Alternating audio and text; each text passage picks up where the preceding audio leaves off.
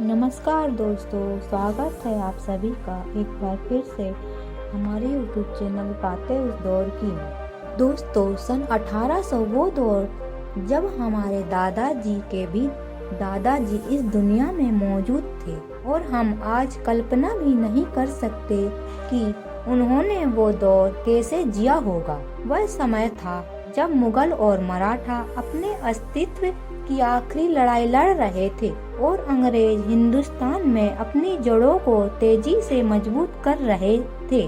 तब अफगानिस्तान से लेकर म्यांमार भी भारत की पहचान थे। यह वह दौर था जब हिंदुस्तान की आबादी महज 17 करोड़ लोग गुरुकुल के माध्यम से शिक्षित होते थे। अंग्रेजों के आने से भारत में लगभग 10,000 से 1 लाख के बीच गुरुकुल मौजूद थे, लेकिन उस समय जातिवाद अपने चरम पर था। इस वजह से गुरुकुल में सिर्फ राजा महाराजाओं और ब्राह्मणों के बच्चों को ही शिक्षा ग्रहण करने का अधिकार था। यही कारण था कि अंग्रेजों की ईस्ट इंडिया कंपनी ने भारत के इस जातिवाद का फायदा उठाकर गरीब और अनपढ़ किसानों का शोषण करना शुरू किया। और क्या पता उस समय आपके दादा के दादा परदादा का भी अंग्रेजों ने शोषण किया हो। क्या आप सोच सकते हो उन्होंने अपनी जिंदगी कैसे गुजारी होगी, व कैसे इतनी कठिनाइयों का सामना कर पाए होंगे। आज आप जितनी आसानी से इस वीडियो को देख रहे हैं, क्या वह भी इतनी आसानी से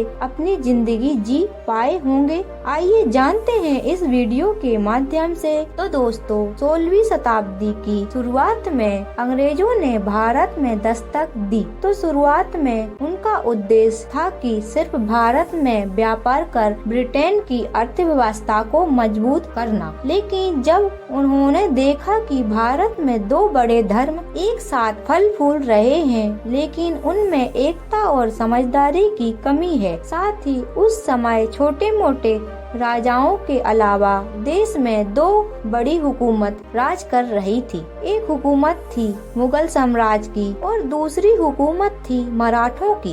इन दोनों ताकतों का काम था एक दूसरे से युद्ध करना। यह बात अंग्रेज अच्छी तरह से समझ चुके थे। फिर क्या, इसका खामियाजा आगे चलकर हमने चुकाया ही था। दोस्तों, भारत में जिस ब्रिटिश टोली ने सबसे पहले कदम रखा था, उसके कैप्टन थे विलियम हॉकिंस, जो 1608 में सूरत के बंदरगाह में अपनी टोली के साथ भारत की ओर आए थे। अंग्रेजों ने पहले तो भारत के दोनों साम्राज्य को यकीन दिलाया कि वह उनके वफादार हैं, लेकिन अंग्रेज अपनी कूटनीति से मराठों और मुगलों को लड़ाते रहे और अपनी बाजी के लिए सही मौके का इंतजार करते रहे। अंग्रेजों को अपना साम्राज्य फैलाने के लिए लगभग 100 साल लग गए और शुरुआत हुई 18वीं शताब्दी की, जब ईस्ट इंडिया कंपनी ने भारत में अपने पैर पसार लिए थे।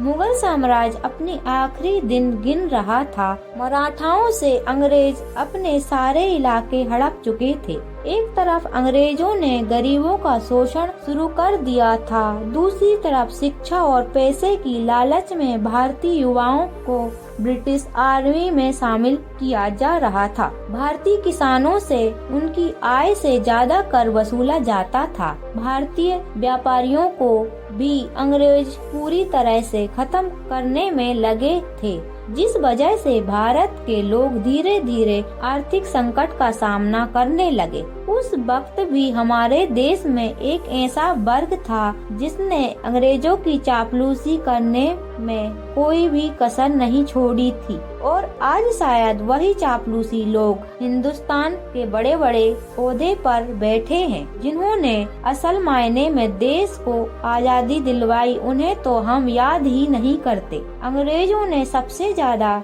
गरीब किसानों को लूटा। अगर कोई किसान बाढ़ और सूखे जैसे हालात का सामना भी कर रहा है, तब भी अंग्रेज उनसे बहुत ज्यादा कर वसूलते थे, और जो लोग छोटा मोटा व्यापार भी करते थे, उनसे भी अंग्रेज टैक्स के नाम पर पैसा ही लूटा करते थे। उस समय आज भी भारत के कई गांवों में वस्तुओं की अदला बदली कर व्यापार होता है।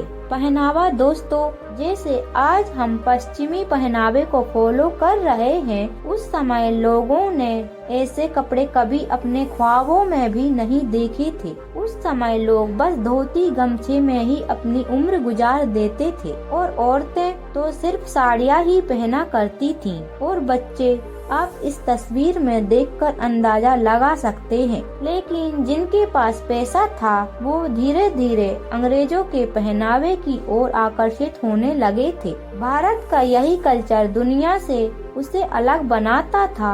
भारत भौगोलिक दृष्टि से एक ऐसा देश है जहाँ के ज्यादातर इलाकों में गर्मी ही बनी रहती है। इस वजह से हम हल्के और ढीले कपड़े पहनना पसंद करते थे। साथ ही इन कपड़ों में खेती करना भी आसान होता था। लेकिन आज लोग गर्मियों में भी शादी में पश्चिमी कोट पैंट पहनते हैं। पश्चिम में तो ठंडी की वजह से कोट पैंट पहना जाता था, लेकिन अपने यहाँ लोगों को दिखावा करने का ज्यादा शौक है। आज भारत में AI यानी आर्टिफिशियल इंटेलिजेंस बहुत तेजी से फैल रहा है, लेकिन सन 1800 में तो भारत में एक रेडियो तक नहीं था। ना ही लोग आज की तरह फोन पर बात कर पाते थे। हाँ, मगर मोबाइल कनेक्शन जरूर नहीं था, मगर दिल का कनेक्शन जरूर था। लोग अपने रिश्तेदारों से महीनों और सालों तक नहीं मिल पाते थे। आज जहाँ 20 मंजिला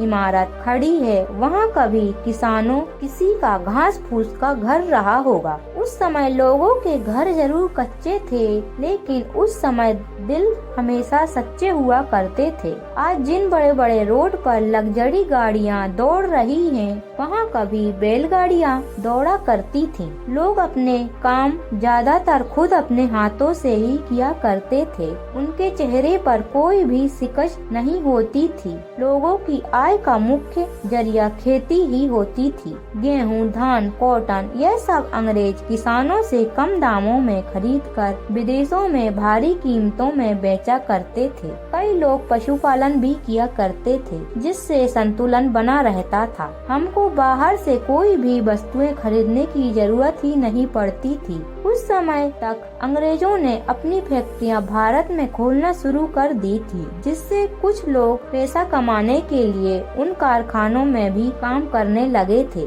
जो अंग्रेजों ने खोले थे। सन 1800 में भारत के गाँव में बिजली का तो नामो निशान ही नहीं था। लोग दिया जलाकर काम चलाते थे।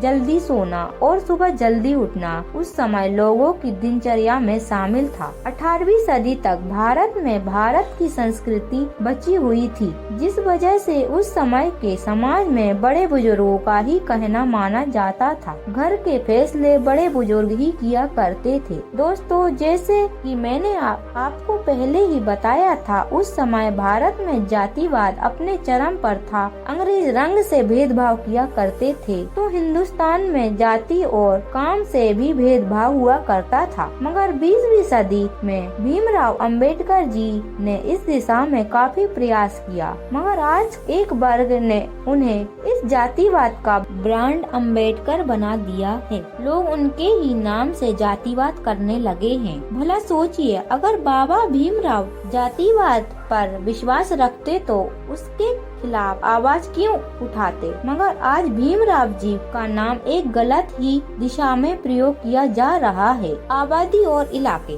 दोस्तों, आज जहां हम विश्व की सबसे बड़ी आबादी है, लेकिन उस समय तो हमारी आबादी महज 17 करोड़ ही थी, जिसमें पूरा अखंड भारत शामिल था। उस समय हर जगह भीड़ भाड़ नहीं होती थी, जैसे आज हम शहर बढ़ती आबादी का शिकार हो रहा है। उस समय तो ज्यादातर इलाकों में जंगल मौजूद थे, जिससे यहाँ पर प्रदूषण भी बहुत कम था। उस समय लोगों को जंगली जानवरों से हमेशा खतरा बना रहता था, क्योंकि उस समय ज्यादातर इलाके घने जंगलों से ढके रहते थे। लेकिन आज लोगों को जानवरों से तो खतरा नहीं है, मगर इंसानों से जरूर है। दोस्तों, वह समय था तो बड़ा ही कष्टदायक, लेकिन हमारे बड़े बुजुर्गों ने उस समय को हंसते हंसते झेला है। कोई सुविधा भी नहीं थी, फिर भी उन्होंने बड़े ही सुख से शांतिपूर्ण तरीके से उन दिनों को जिया है। छोटी छोटी सी बातों